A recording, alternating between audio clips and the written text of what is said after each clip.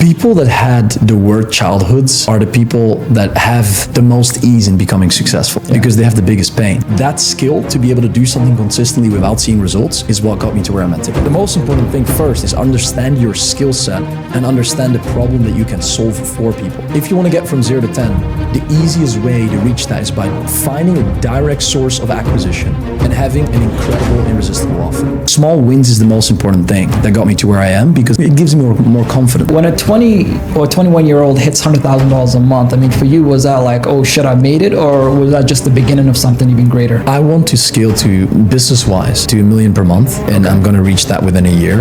And in 5 years, I want to have a company that makes at least $100 million a year. Nick, my man, welcome to the show. Thank you to be here. What does freedom mean to you? Freedom means, to me personally, that I can do whatever I want, where I'm at, with the people I love.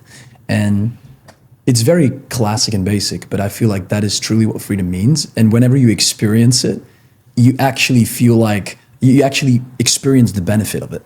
Make sense? Yes. So more like having autonomy, doing things at your will. Yes, correct. Now, you're 21, 22? I turned 22 like 5 days ago. Wow, getting old. Yeah, getting old. So as I was just telling you before the show, and I don't know if a lot of you might not know this, but you're one of the reasons that I started this show, right? I know we connected over a year ago. We talked a lot of things, but one of the conversations that I remember vividly was one about creating content. You said to me, Nito, create content on YouTube. And a year from now, you'll be glad that you did. Now, that doesn't sound like inspirational talk, right? And it wasn't what you said. It's how you said it. Because you can get an opinion from anybody out there. You can go out and be like, tell me about crypto, and people will give you their opinion. But when you've done something, there's a certain level of energy that comes when you say a message to someone about it. So, correct. So that stuck with me. And then the same week, I talked to my best friend, and he's got the top show in the region. And he was like, yeah, man, that's a good idea. And you should do a podcast. I'm like, great. So I married the two, and here we are. I've had him on the show. So now I'm really excited to have you on the show. You're, started as an appointment setter. Correct. Quickly, a few years, went to make over $3 million. Yes. Work with some of the biggest info marketers in the space. So I definitely want to talk more about your strategies and your concepts in doing that. But first, I want to talk about your story from the beginning. I know you talked about how your parents getting a divorce has shaped you and how you operate today. Can you share a bit more of how that experience translated into your entrepreneurial mindset?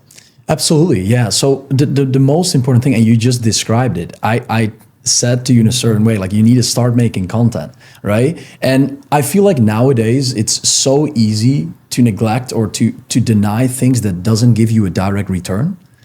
Meaning, if I told you to make content in a certain way, it just inspired you in a certain way to create content. But I feel like that the most important thing of that is you did it consistently. And that skill to be able to do something consistently without seeing results is what got me to where I'm at today. Because content is a slow game, right? And to reflect this on my past, when I started as an appointment setter, right? Like my parents divorced in the beginning. I started to, I had a lot of personal troubles. So like I have an extremely high stress tolerance, meaning it benefits me in a lot of different ways. At the same time, it makes me overthink and it makes me like a control freak, right? It's harder to delegate and things like that. And as a kid, I was always very, very active. So I want to do a lot of things. I had a lot of energy. Till the day today, same. Like I have a lot of energy to do things. It's just that it impacted me in a way where I felt alone. I needed to take care of myself at a very young age. And I didn't have anybody to look up to because my parents at that time didn't know how to guide me in the right direction, or they didn't understood how to provide a safe environment for me. And as a kid, the most important thing is to live in a safe environment with people that you can look up to, people that you can get inspired by. And I didn't have that. So I had a journey for a very long time where I needed to take care of myself to figure all these things out. And through all that hard work, I really realized the importance of constantly failing, as we talked about before we started, constantly failing, constantly learning, and constantly meeting new people that inspire you, give you new opportunities to learn from, while failing, doing the work that you do and gathering new experiences. Yeah. Now, you started at a young age, right? And I know adults that are in 30s, 40s, and when they start a business, they have imposter syndrome, they have self-doubt, they have all these personal challenges that doesn't allow them to overcome the obstacles like failure and uncertainty that that's necessary to succeed. Now, your parents got divorced, and you, as you mentioned, you didn't have a mentor, you didn't have a role model. So it would have been easy for you to fall on the other path, just saying, I'm neglected, my self-worth is low, I am not worthy of success. What kept you going? People that had the word childhoods are the people that have the most ease in becoming successful, because they have the biggest pain. So technically, whenever you had a great past, it's way harder. I have way more respect for people that had an easy life to become successful, because they don't have that extra motivator to push them. So I feel like that I had so many big pains that the pain was bigger than the pain of conquering to get to the outcome. Right? Absolutely. So in that way, I constantly push myself to fail. I constantly push myself to conquer. I constantly push myself to innovate, to get the life I want. And the experience along that journey is difficult because, as you said, right, you have imposter syndrome. You have the feeling of fear, right? Judgment of other people. I think that's the main thing. Judgment of other people. Yeah. And the biggest thing I realized by doing small things, small wins is the most important thing that got me to where I am, because it constantly it gives me more confidence by every single step that I take. And that's the whole journey. Yeah. I don't know if people actually realize how important what you just said, was, because, I grew up as a refugee, right? I don't want to talk about the life that I had, but when I see my kids today, we live in Dubai and they have a great life. And that scares me. That scares the shit out of me, because if you haven't suffered at life, if you haven't felt pain, if you haven't felt defeat, and especially at a young age where you kind of have to figure things out on your own, it might become a challenge later on. So it's actually a blessing when you've had chaos in your life, when you've had uncertainty, when you failed, when you have all the challenges that you talked about. Correct. But some people use that as an excuse to why they haven't achieved their goals. Oh, you don't know my childhood. You don't know the traumas that I've gone through. You don't know how bad things were. I'm like, yeah, buddy, that's actually your blessing. It's just a matter of perspective, I guess. Correct. It's purely perspective. Yeah. And as you said, like the downfall is whenever you didn't have that chaos in your life, it's like not only putting your standard here instead of here, but at the same time, you have to understand that the gap to reach success is shorter compared to somebody that comes from the bottom. Absolutely. Meaning the benefit, the reward, like hits different. It doesn't hit as hard as someone that knows how it is to, let's say be poor, or to not have parents that can support you in the right way, not have a family, or, not have that stability in your life.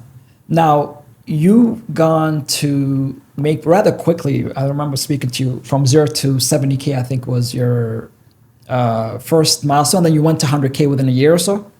Yes, from 0 to 100K in 7 months. Okay. And that was with my agency. Okay. 1 month appointment setting, 7 months to a year agency, and then I started a consulting company. Right. When a 20 or 21-year-old hits $100,000 a month, for you, was that like, oh shit, I made it? Or was that just the beginning of something even greater? The second one. So I felt like I was the world when I was making my first $10,000 to $20,000 a month. I don't feel like I'm anything right now, close to anything, meaning it allows me to push more and more into what I want. The main priority in life, especially in business specifically, is speed for me. Because speed of success, the marketing of speed of success is what makes you bigger. Right. The fact of me having scaled to where I am right now in such a short time at a young age is the best marketing to elevate and to build trust with the audience that I want to attract. Right. Okay. So speed is, speed. And that's, you see so many people today, there's information everywhere, right? You can, I remember when I started, we had direct mail. So I would literally wait in the mail to receive a packet from my favorite marketer so that I could consume the sales letter and the strategies. There wasn't, Instagram and social media and ChatGPT, and there's so much information out there, but most people just consume, but they don't execute. Why do you think there's like lack of execution in a lot of people that want to start business today? Paradox of choice. You get too many options. When you watch one video and you have one plan to execute on, it's easy to take action. And I don't feel like that people have the same fear and limiting beliefs as if they get presented 1,000 opportunities. Right. So like the biggest problem now with the online world is people get presented too many opportunities. Got it. It's the same feeling I had. Like business is mainly about speed, but at the same time about timing. Right, there's a lot of luck involved, but you can put yourself into situations where you increase the likelihood of becoming lucky. Absolutely. And that's interesting. Now, one of the things I tell my clients is that this entire space that we're in, right? Like we're in the information business, for Yes. and as you are, so it's ethical persuasion powered by data, right? That's one way I put it. Yeah. So you talk a lot about data, and you talk obviously a lot about messaging. So what are some of the things that you've seen that, some of the ways entrepreneurs don't really understand about data, and how can they utilize it the right way? I want to go back to the beginning where I said like the most important things is that people pay attention to the things that give them a direct return. Data is not one of these things at all, close to. So whenever you're prepared to gather a lot of data, like you just have to imagine that the best blueprint is the data that you have for your own company. It's the best blueprint into telling you what to do. It's better than any coach, better than any mentor, better than any program you'll ever buy in your life. As long as you understand how to gather it and how to read it to know what to do next, So it's like the first step is gathering data, and then the second step is understanding how to read it, and then the third step is knowing how to take further actions on it. Because when you track, you just have the right information in front of you, and it tells you exactly what you should do to make further improvements, get to the next level. Like technically business is numbers. Right. Numbers is data, and data is success. Right. And if you're not taking action, if you're not understanding the data that you're getting back, and you don't have a valuable feedback loop right. Then you don't know what the next steps are. Yes. So one other thing I wanted to know is when it comes to, you talk a lot about focusing on one ICP, one ideal client or customer profile. Yet a lot of marketers or a lot of entrepreneurs, they just have a message that just kind of goes out to the entire world. Why is it so important to just have clarity on who you're targeting? When you focus on multiple people or you focus on a broad market, you don't speak to someone's specific pain. Yeah. Whenever you have a pain and whenever you speak to their pain for 10%. So you either reach 10 people while speaking to their pain for 10% each, meaning they never get triggered to a certain extent where they feel that relatability, because relatability in a purchase is extremely important. When you tell a story and people relate with that story, like the likelihood of purchase increases massively, right? And that's trust as well. Right. People feel trusted towards a story that relates with them.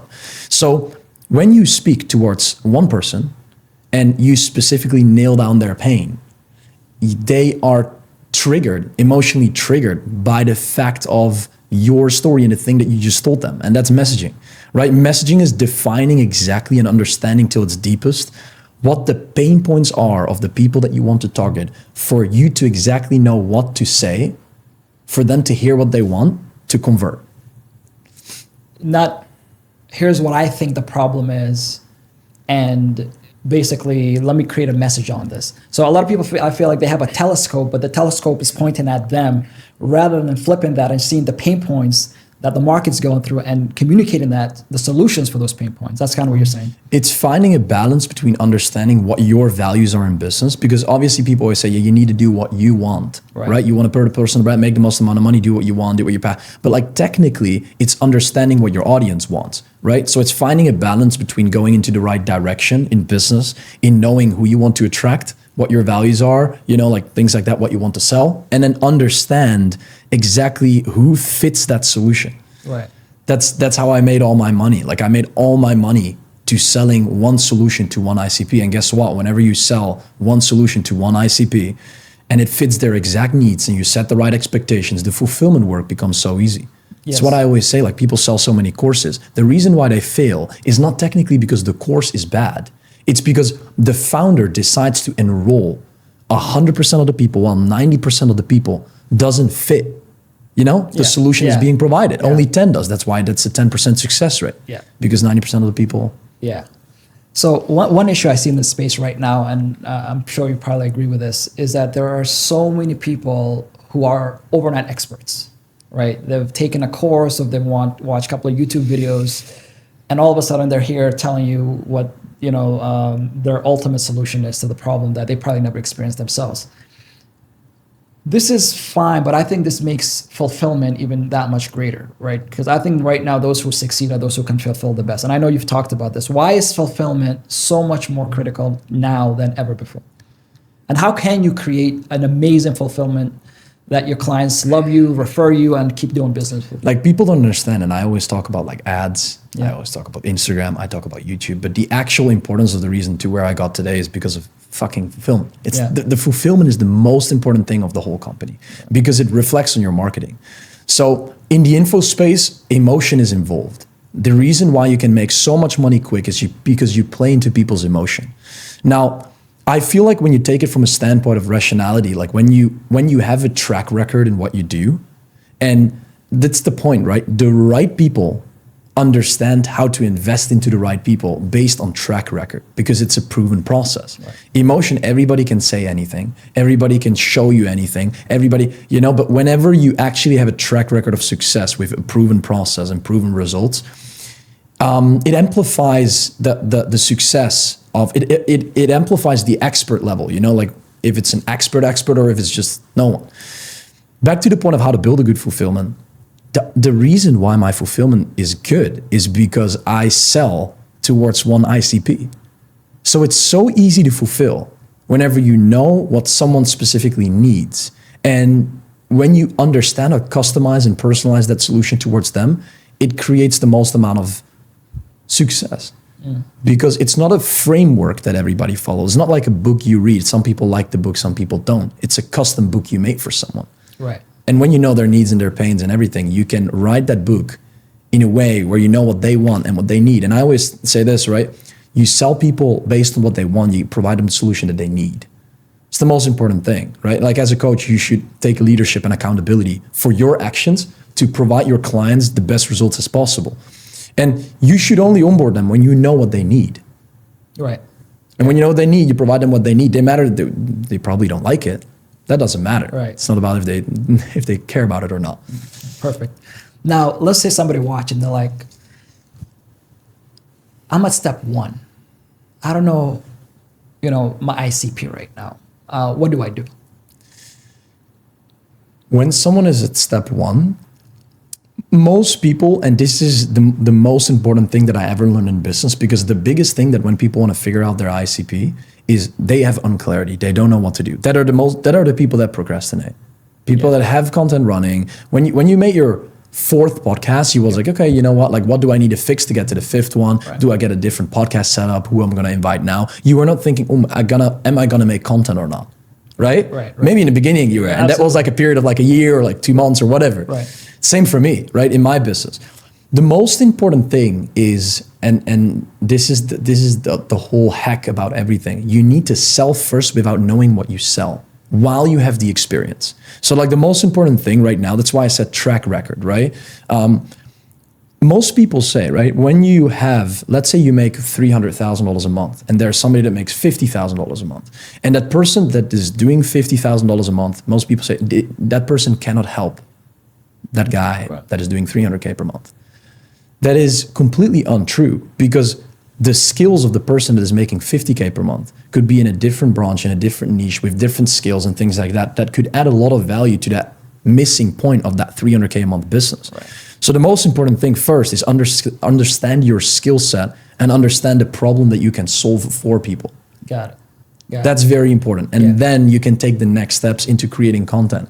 I feel like the biggest lesson that I learned is you need to create content and talk about the things that you experience. Yeah. Like, your first podcast will never be the best one. My first YouTube video will never be the best one. But you need to start. And this is the whole point about action taking. You figure out what you need to do the moment you take action. Absolutely.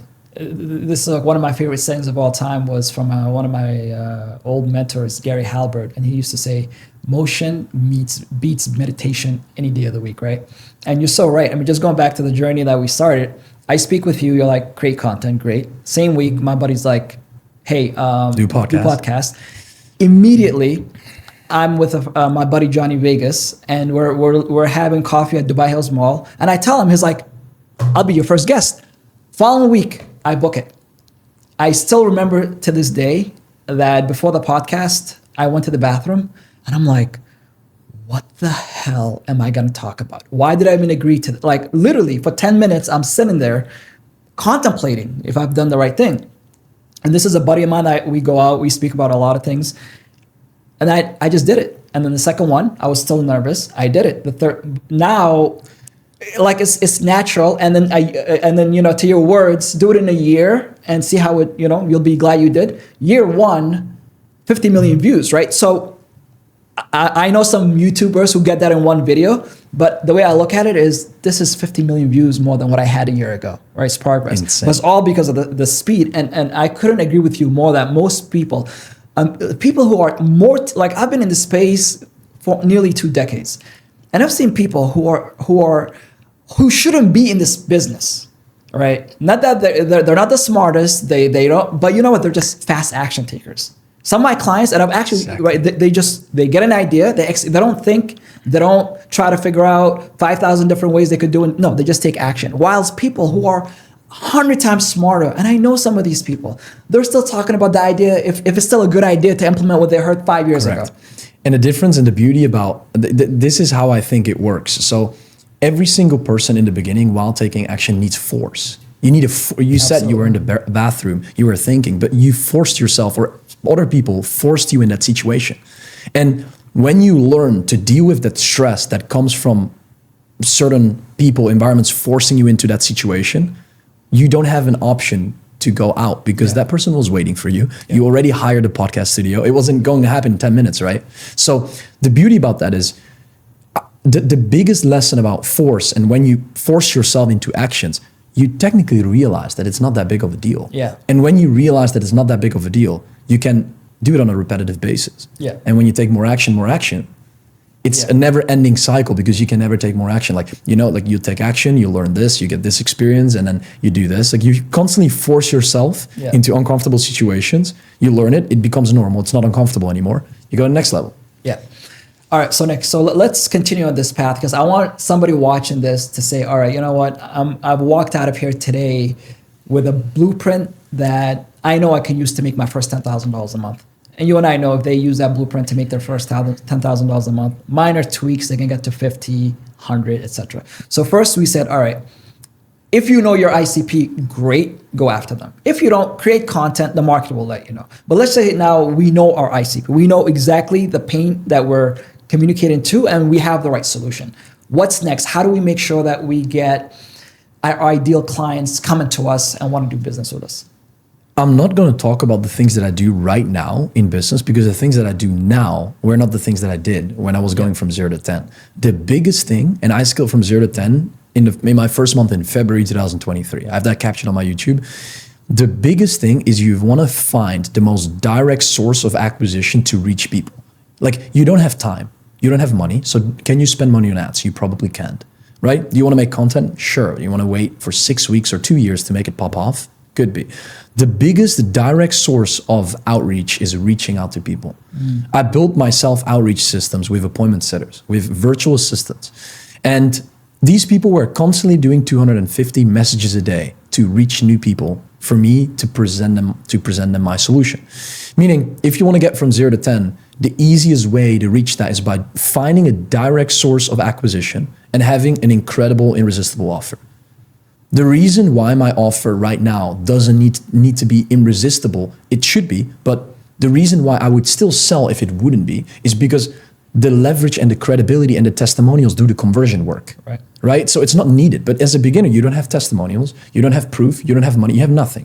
So you need to start with understanding exactly how to build a good offer, how to work. The biggest thing is work for free for amazing people. Yeah. That's insane. If you can do that, you'll benefit more than making 6 figures in your first year for your own company. Yeah. If you can work for someone great, because the lessons you learn, the testimonial and credibility you gain, and the leverage that you have into saying that you work for that person is the biggest thing. Yeah. It's the biggest thing, working for people for free. But again, direct return. People want to see 10K a month tomorrow, and they don't want to wait for a year. Got it. So now, let's say now you've gotten that credibility, right? You've done your dues, you paid your dues, you've gotten clients, you've got some case studies, and you're making, a regular stream of income. What's next now? Are you expediting the process now, maybe adding some paid traffic to it? Is there something different that you're doing? 10 to 50K, you need to understand exactly first of all, you need to understand, like now you become bigger in the market. Right. So you need to understand exactly what works and what doesn't. You can run a VSL funnel and compete with 170,000 other people in this whole market and spend money on it and then bet that you'll be better than Ty Lopez, as an example. Or you can find sources that are newer, right, with more demand, that build more trust for you to convert quicker. Reason why I introduced the profile funnel. With my clients, I don't work on VSL funnels because they're outdated. They're hard to get, like they work. Everything works. Drop shipping works. But technically, people need to understand that content is the new movement, right? Ads are the new movement, but not to direct VSL because people are tired of that. People have seen the VSLs, the landing pages, the quick conversions. People know when they get sold. So it's not about the point of selling people. It's not about push marketing. It's about pull marketing. Meaning, when you want to go from 10 to 50K, first of all, you need to delegate certain things. Get a virtual assistant like a PA. Get a virtual assistant that does the outreach for you, and get a guy on content that edits for you. And it can think about the creative ideas. That's the first thing you should delegate. Yeah. You don't need a closer, you don't need an ops manager, you don't need a CEO, COO. Back to the point, the biggest thing is start creating content, run ads to your profile, to your Instagram profile or YouTube profile to get more people to view your content. And because your content is so niche specific, it's easy to convert people from that top of the funnel content. So instead of making the ads the main source, having no content, make the content the main source and run traffic to that content. That's what I do. That's how I made all my money and my clients make all their money. And I feel like the reason why that works better, it's because it's newer and it works now. It's what people care about now, and it's pull marketing. People view my content. Maybe they convert in a week, maybe they convert in 2 weeks, but I build trust. They see content, I show credibility and proof, and they're like, Nick, here's my money. So what you're saying is your profile, like Instagram profile or whatever platform you're using, that is your sales letter now. That is where you're sending people to not only get to know what you do, but get to know you on a personal level. Correct. Yes, absolutely. You have an Instagram, you have a YouTube, and you have a team that syncs with each other. Right. After you run traffic to that Instagram profile, you run traffic to the YouTube profile, while you build an ecosystem in which people interconnect with that YouTube and that Instagram. So they go back and forth. Instagram is for nurturing reels. YouTube is for long form. It's conversion. Yeah. Your team stimulates that process by creating content for you and delegating things constantly. So what you technically do is you click on a button to make money while running traffic towards a page. You create conversion-driven content, like niche-specific content. That's very important. When you do it broad, it's hard to make it work. Like broad, right? Unless you're in a B2C audience, you have a B2C audience and whatever.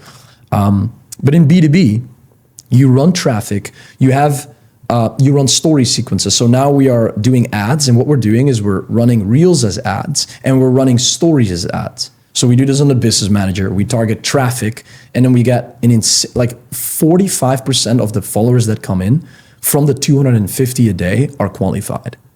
Qualified followers that could potentially buy in the future, right? They're not going to convert all today, but they'll, So you build your brand. When you build your brand, you get credibility. You build your audience. You get more potential customers and leads every single day by clicking on a button to run traffic to your profile, and you have a team that does the conversion. Okay. So you've got your ICP clear. Now you're creating content for this person. Correct. On social media. So you've got the organic already, automated. So that's already happening on its own. You just create the content and that's organic. That's great.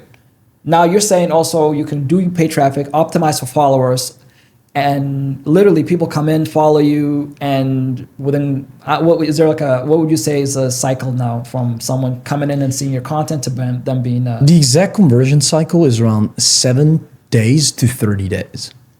7 to 30 days, depending on the client, depending on the avatar, and it's 7 to 30 days on average. So we're talking about high ticket here as well. We're talking about a $14,000 offer. Yeah. So that's insanely quick for a $14,000 offer. Wow. Yeah. And you have to understand that as an example, right? We track a 7-day period of ads. So like we know exactly what we spend. I'll make a story tonight and then you see exactly like how much I spend, how much I made this week. Right. That's just 50% of the conversion. So when we made a 12x ROAS on ads while spending money on story ads, converting them directly in the first week, you have to understand that the majority of the audience will convert in the second, the third, or the fourth week. Yeah. Meaning if you calculate it over a period of a month, it normally doubles the ROAS. Yeah. So the reason I say that is because, I mean, look, you don't know the things we had to do to sell high ticket back in the day, right? We would do a live event, dinners, like massage their feet, mow their lawn. I mean, I can go on and on and on, and you're lucky if you get $5,000, right? Now, I told you a few days ago, I was at a mastermind one of my buddies put together, and a kid sitting next to me, 21 as well, 22 from Australia. He has an offer for athletes. It's $4,000 an offer. And he told, I mean, he's following your system, right? He's like, I sent people to my profile, and his offer was for athletes who didn't want to work 9 to 5 because they still wanted to pursue their athletic careers. So he gave them a way to make money so that they can continue instead of 8 hours, right? So I see clear problem. How? Because he himself was an athlete, so he knew this was a common problem. Relatability. Right. 7,000 followers, so nothing crazy, right? So when you say proof, I want to make sure people, or credibility, they don't think you have like a 300,000 followers or 1 million followers, right? He has 7,000 followers. And he was getting 20 followers per day. And he had the same setup, right? Guess how much he's making per month? 150, 100? 200. 200K per month. Right. I don't know why, but I wanted to hit the kid. Like it was so simple. Yeah, Right. I get exactly where you're coming from. Right. I feel like that 80% of my clients have under 5,000 followers on Instagram. And how many? over 80% of my clients have under 5,000 followers on Instagram and under 1,500 subscribers on YouTube. That's why it's all about niche content. I made the most money from a small audience. That's the biggest thing. And obviously now I'm growing constantly, but the biggest thing is how to make, like my whole goal in life is to make the most amount of money and build the biggest company while doing it with amazing people and amazing clients. But my goal is not to become famous, to be fair. Yeah. Right? So what's the solution? Like, I don't think becoming famous it absolutely has a zero benefit. Yeah. Zero. Does that mean that I don't need to stop making content? No, because I need to publish myself towards the market, and I need to explain what I'm capable of doing for people to pay me, right? Yeah. But you can decide the markets that you tap into. And I decided to be in a very niche specific market to solve one problem for a lot of money for a specific type of person. Right. And this is, and coming back to this point, because I see a lot of people who always kind of get into the famous markets, right? Like how to start money online, or how to start a business online, or how to, I don't know, right? Like get into crypto. But there's so many markets. Like I had a person, they were in the relationship space, right? So they kind of help parents develop better relationships with their children, making 6 figures a month, right? And again, and they have a specific market that they focus on. My brother helps kids get into Ivy League schools. And you don't think, and the amount of money that's in that space is crazy. So one thing, I don't know what you think about it, but one of the things I always say is like, all right, you can just go and research. There are so many topics out there. There are so many, people searching for solutions. And even if you don't know something right now, because I don't agree with that whole passion bullshit, right? Like do something you're passionate. No, there are a lot of doctors who save lives every day. It's not their passion seeing blood and gushing out of people, but is they do it because it's a problem that they chose to solve a long time ago. Correct. Right. So if people, what can people do to figure out? When everybody does things on passion, the economy collapses. Yeah. That's a fact, right? So I don't think that's smart to go about that, especially it's a company you run. Yeah. So like passion, sure, like drive a car. I have a Porsche. I love to drive it in the mountains. So that's a passion, and I can do that. But business is not passion, right? Because it's a different type of concept. You do it to make money. You do it to help people, and you do it to add value to yourself and other people. So I feel like that you have to understand the differences between what your passion is, but at the same time, like when you do things based on your passion all the time, that does not mean you reach your goals as quickly as possible, because your goal could be different. Yeah. So to find a balance between it, as I said in the beginning, you need to find a balance, right? Like, what are your values in life? What are your skills? And you have to put them all together, figure out what's the solution that you can provide to other people. Yeah. Not only being dependent on passion, because, yeah. Right. And now information. I want to talk about information business. Some people would say, well, there's so much free information out there. There is ChatGPT that I can talk to about anything. How can I actually package information and sell it for thousands of dollars? You have a couple options. You can sell a course, although the most beneficial way to sell information while making it as valuable as possible is people pay for accountability and personal support. People don't pay for information. Information is free everywhere. I want to bet I guarantee that all the information in any course is out there for free. Anything. So understand what to sell. You can sell an infrastructure. You can sell a service, like a system. You can sell one-on-one. You can sell accountability and support. That are different things that you can sell where people can benefit from. Yeah. Most people need confirmation. There are so many people that know what to do, but just need an authority figure to tell them, yes, this is right. Absolutely. That's it. And then secondly, information one-on-one. When you can customize a solution towards someone's specific needs, and you can tell that specific person what to do to get to the next level, he'll get there faster, he'll save time, and he optimizes for speed. So it's worth the payment. Right. So now, you said earlier you just bought a Porsche, right? Man, I had so many dreams about buying like Ferraris and things, but when I came to Dubai and everybody has them, like I'm just like, all right, you know what? SUVs. But you show your lifestyle, you show the Porsche, you show, a lot of fun stuff, right? Because that's what your ideal customer wants to see. How do you know what to show so that it resonates with your ideal? Because if I show that, for example, in my profile, like it wouldn't resonate. Correct. So like, compared to the average person that shows off, I don't show off in a way where I'm driving in Lambos and all that stuff. I didn't buy a Lambo on purpose. Right. I hate a Lambo. I don't want a Lambo. Right? I come across as classy in my content, and I resonate with people that like and appreciate that. I don't market my Porsche at all and I don't like milk it in content in a way I could. I have made one post with my Porsche. I post a story sometimes, but I do it in a subtle way because I know that my ideal client wants, like, there's a reason why I specifically bought a black Porsche. There's a reason for that. Like, I could have bought a Lambo, but the frame that people put on you when you buy a Lambo is different than when you buy a Porsche, right? And to be fair, I like a Porsche. I don't give a fuck about a Lambo. I would never buy a Lambo, right? So I feel like that messaging is important by understanding, and this is obviously also a marketing asset, right? Like, it's not only for my own pleasure. You need to understand exactly what people that are your ICP want and need, and what they value as well. Like, what do they value? Do they value Nick walking around with I don't have a watch. I don't have any watch. Zero. I just don't care about it, right? And I'm super honest about that. Could I buy a watch for status? Yeah, I could. But I like cars. I like a Porsche. So that's the reason why I bought it. And the added benefit is a marketing asset. Now, that goes in line with my brand values.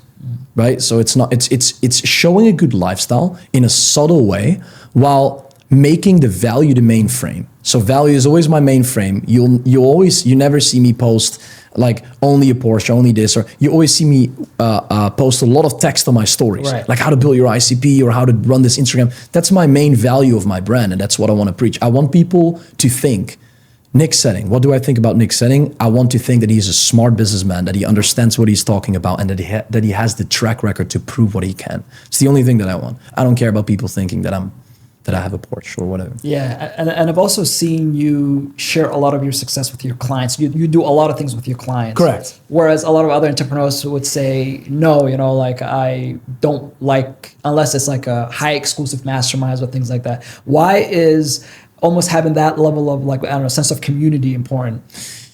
The most important thing for people and the biggest currency right now is trust. Yeah. When I show that I'm sitting with a client while explaining things, it's not even a testimonial. It's just me explaining my client and app process that we built live together for 3 hours, and I posted on my YouTube. Yeah.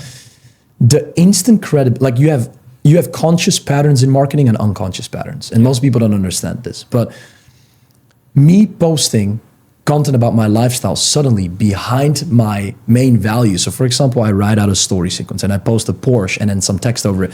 Unconsciously, consciously people focus on the text, but unconsciously with what I'm saying in that text, let's say I would say I made $3 million scaling info products doing this, relates with that Porsche, right? If people relate, okay, if he would have a Porsche, it could almost not be true he didn't do it. Yeah. So messaging in that aspect, you have unconscious patterns and conscious patterns. Yeah. Conscious is what people see and visualize. Unconscious is what they don't even know, but it still hits them. Does that make sense? And that's the best form of marketing you can ever play. Yeah. So I was telling you before the show that when I first heard of you, like I'm asking my buddies, I'm like, you guys know this kid is doing great content, but they're like, no. Now, in my WhatsApp group with some of the top marketers, like a month ago, one of them, I can show you, he's like, look, there are only 3 people worth studying right now. And one of them was Nick Setting, right? And I'm like, interesting how in a year, you go from like unknown to one of the top marketers that I know saying this. And I can guess why, right? If I had to guess, and because now I've been, following you, so I kind of see your content. As a copywriter, I was a copywriter. I realized there's one thing that made the biggest difference between my sales letters that are converted and those that didn't. There's one. And here's what it is, right? Just having more proof than you make claims.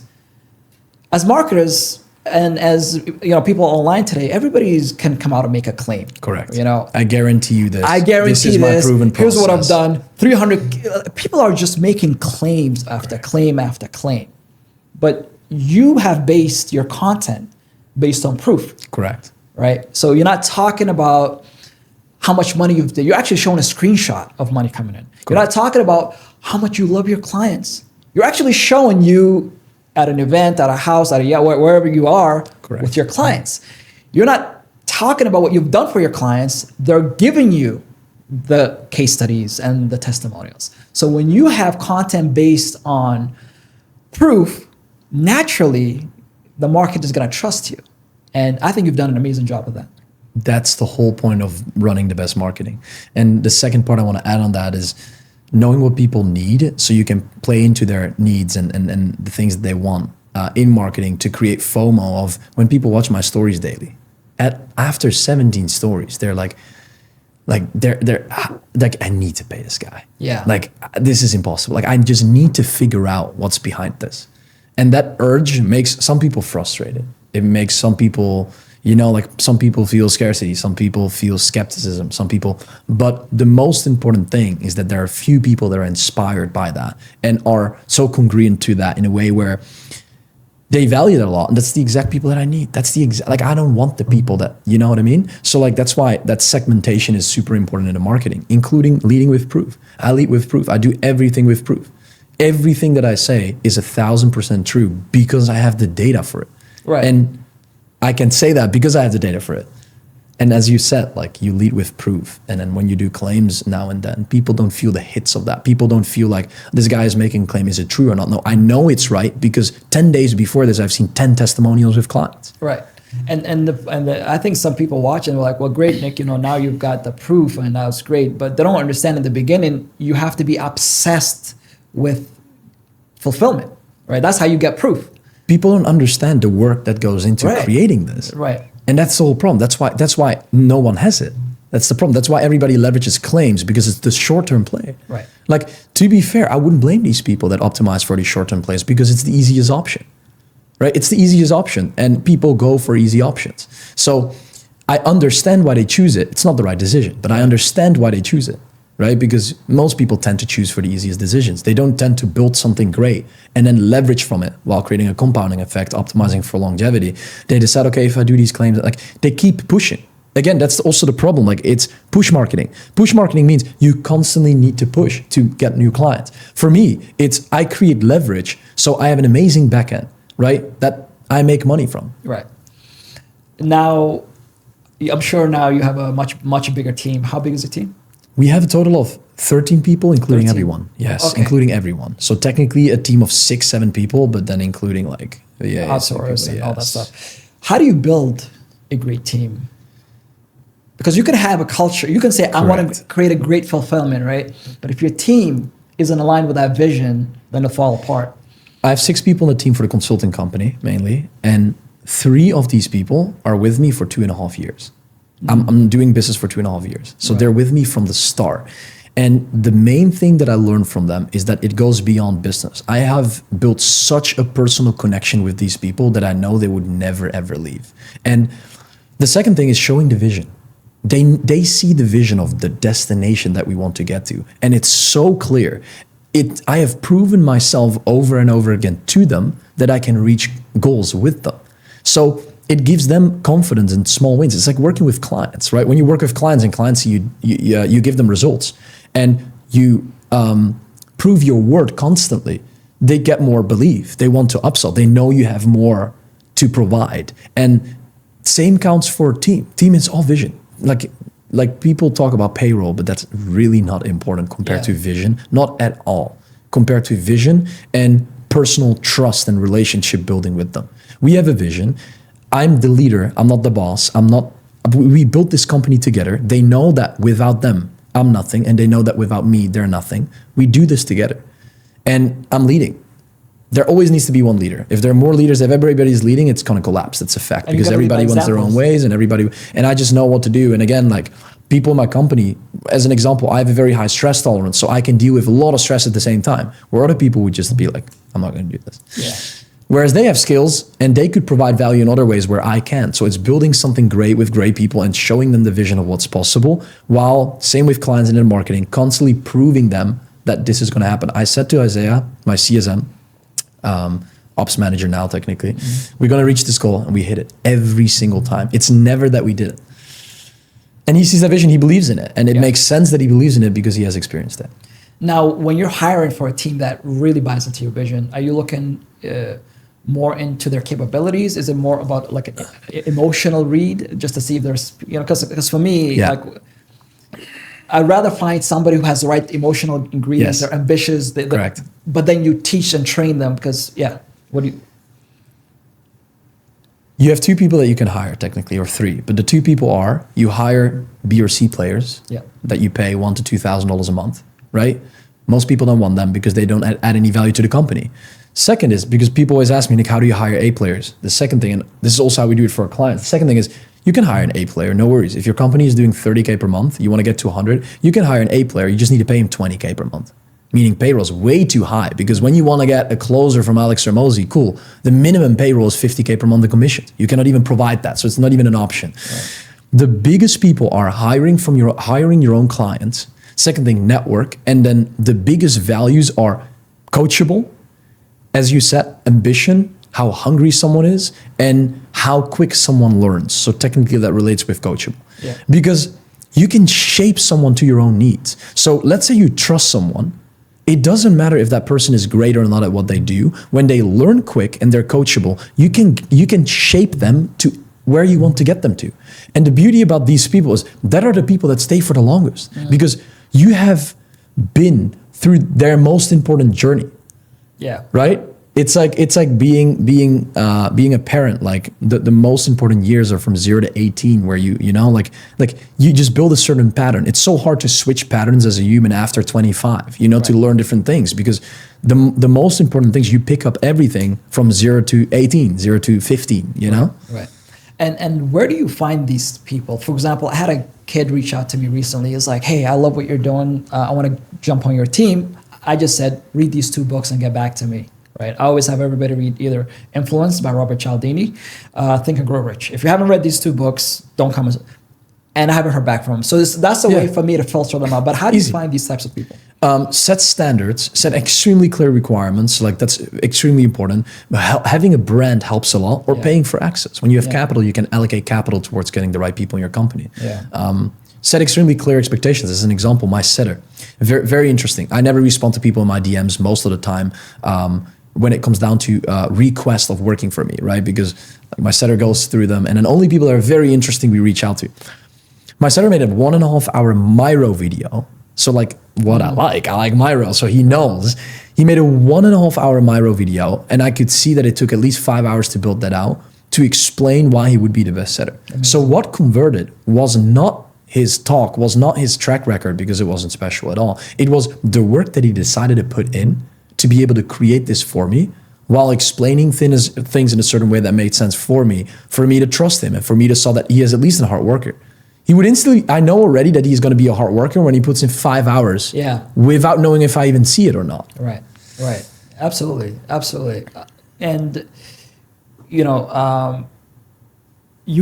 accepted him, or you liked him because that's what you would have done, right? Like you appreciated that because that's part of you. Like he led with proof that he is going to do the things that he's showing you that he's going to do. Correct. So when I started, when I got my break, I had to write a sales letter. So I wrote a sales letter to my mentor, and literally I don't know how many pages. I still have it, right? And he was like, all right, like, I'll give you 6 weeks. After 6 weeks, if I like you, great. If not, and that's the offer I gave him. I'm like, give me 6 weeks for free. If not, yet I don't get, there are so many people out there that they have so many opportunities in front of them. All they have to do is demonstrate that they're capable of doing the job. Yet they want to follow the same path as everybody else, like maybe send a DM, hey, can I work with you? No. Or can I, apply for a job that they don't like because it's the easiest path. But people are not willing to do that 5-hour work, which now I'm sure probably resulted thousands of dollars for him, right? Absolutely. Like more than that, especially in the long term, the things that he learns, that's priceless. Let's say we're having this conversation in the next 5 years. What are some of your bigger goals? I want to scale to, business-wise, to $1 million per month, and I'm going to reach that within a year. And in 5 years, I want to have a company that makes at least $100 million a year. In the same space? Absolutely, when I'm 27 years old. No, not in the same space. Different market, similar space, but depends on what you counter as space. So info, but like structured in a different way. Yes, education. Let's keep it on education. AI? Partially, correct. Yes. So it's like a holding company with different types of segments, different types of offers, and then combining that together. Interesting. Yes. And what would you say is your biggest constraint now in terms of, obviously, you got from 0 to 50,000 to 100,000. Now, as you're going to $1 million a month, what would you say are some of the constraints that? The only thing that matters to scaling to $1 million a month is delegating. Yeah. Because it's not a matter of skill anymore. You know what to do. It's not a matter of capital. You can allocate capital towards scaling to $1 million per month. It's not a matter of team. I have a brand. I can get the best team members ever. It's a matter of, for me personally, control. I need to let go of control. So like, I'm a perfectionist, right? That limited me a lot in my growth. I want to do things perfect. Right. And that limits you from taking certain actions, and especially limits you from delegating. But the whole problem is you have 24 hours in a day and not 100 or not 500. Meaning you need to delegate if you want to scale. You constantly need to write down, and that's what I'm learning now. Obviously, I've delegated a company where, but to a level where I want to have 500 employees, I need to apply a different mindset to myself. The biggest thing is constantly understand the tasks that you do, the things that you can automate first. If you can automate it, delegate it, right? Remove it from your own list and do the top 3 highest leverage activities. Yeah. When you do that, you delegate, you improve, you grow, you have a new list with new tasks that you do. Now, you constantly do that. It's like a leverage letter that I use. Like, what are the 3 highest leverage activities? I hire people, the company scales. Cool, when the company scaled, I need to do 3 different tasks. Yeah. It's not about working less. It's about, as a founder, you constantly do different things. Do you know what's crazy? So I've worked with info businesses doing anywhere between $1 to say $20 million, right? And then the last 9-8 years, I've worked with a lot of corporations doing $100 million to $1 billion. Do you know which businesses are actually the harder? The info businesses. Like, I'm looking at some of these organizations, I'm like, how are you doing $500 million a year? How are you doing? So when you say, I want to build a company that you're doing, what, 100 million, you said? Correct. To a lot of people listening, they're like, whoa, that sounds scary.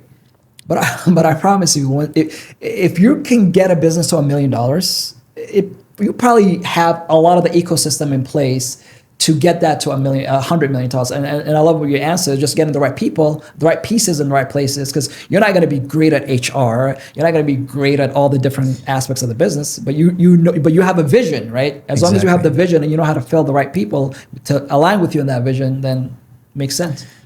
It's 10 million. You have to understand that going from $10,000 a month, right? Let's say to $1 million per month is 100x. You're right. 100x is 100 million. So people see going from 10K to 100K, that's 10X. From 10K to $1 million a month is 100X.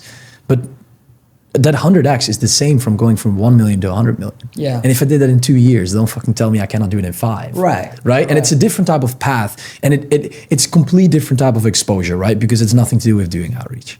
Yeah. It's becoming aware about the whole market, educating yourself super well, seeing what markets to tap into, seeing, I think communication is extremely important. Personal brand is extremely important. And it's building the biggest team and providing a solution that a bigger ecosystem, a bigger population of the market needs instead of niching down. Yeah.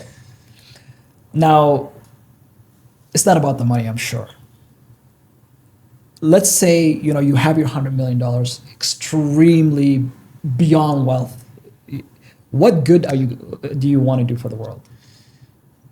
This is an amazing example. So I have June working for me. Have you seen June? Maybe you've seen June in my content. It's it's from the Philippines. He's the content creator, the one you flew out to Dubai. Correct. Yeah. Yes, and he's beautiful. He's amazing. I love June. An example of it is I just helped him renovate his whole house in the Philippines for his family. Amazing. That is the best feeling ever. Yeah. Even now, technically, to be super fair, I'm super simple. Right, so I don't need a lot. I'm very comfortable, quick with my lifestyle. I don't spend a lot of money, besides my business and my team, obviously. But I feel like that providing these types of things is one of the most beautiful things there is. Whether I will provide that to a charity or whatever, I will provide that myself, and I will fly out to. Me and my parents went to Thailand around 10 years ago to help children to build schools of clay. Yeah. And these things are just what life is all about. I wouldn't give my son any money. Yeah. Zero. Yeah.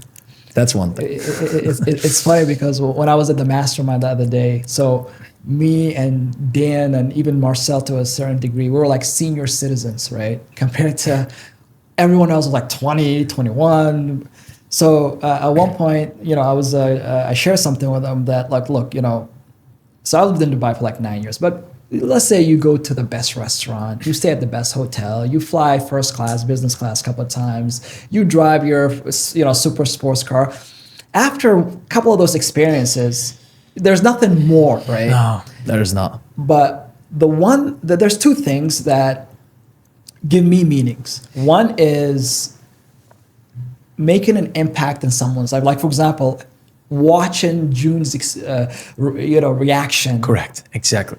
That is never going to go away. Correct. You can do that 1,000 times to 1,000 other people every single time. Yes. Right. I'm sure you love driving your Porsche, but maybe after the 50th time, just whatever. Right. Absolutely. Yeah.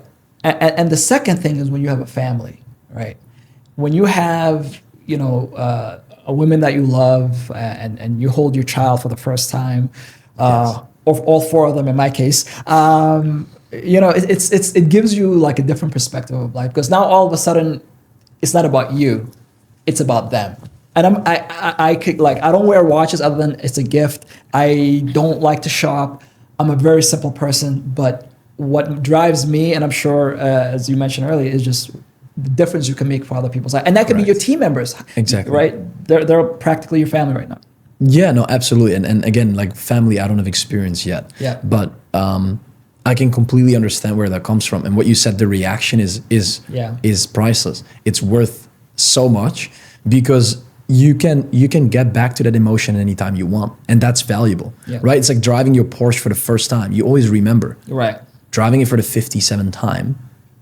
Yeah. You're like, what's happening? But providing something towards other people while helping them is something you will always remember because it adds value to someone else as well. And if you have so much money, you're kind of obligated to share. 100%. You are obligated to share. You would have such a big ego whenever you would keep everything for. What are you going to do with it? Yeah. Like buy your second Bugatti. Yeah. Buy a Bugatti in general. Yeah. It's stupid. Yeah. You know, but to be fair, people can say it about my Porsche. So, and one thing I want to add on this, everybody does it is in his own way. Absolutely. So it's not, I wouldn't say it's wrong if somebody does this or you do this. Some people help dogs, right? So if everybody does it in their own way, I feel like that's valuable at their own time, as long as you do it. 1,000%. And the last thing I want to say before I go to my last question is something I realized as soon as I turned 40 is because now you have enough data to look back, right? When you're in your 20s, you're hustling and you think, you're doing a lot of things. In your 30s, you're still doing kind of the same, but not as much. But in your 40s, you're like, shit. Just to realize. So many things that has happened for me. It was just the universe. It was just God put me in situations where I met this person that led to this thing that now all of a sudden I'm being blessed by it. So it made it clear for me that I am here. I am being blessed so that I can bless others, right? There are people, you have a certain mindset. You have a certain way of looking at the world. You have a certain way of creating a business out of thin air and making millions of dollars, more money than you'll ever need. But then there's a kid in Philippines who hasn't had that opportunity. So when he's like, dear God, please help me, I'm in this situation, God isn't gonna throw a bag of money from the sky, right? Or a bag of solution, whatever. Sometimes it's not even money, it can be just your time. But God will bless you Correct. to bless those Yes, people. exactly. And that to me is... and I feel like when you don't do these things, it will also reflect back on you 100%. in any time in the future. Right.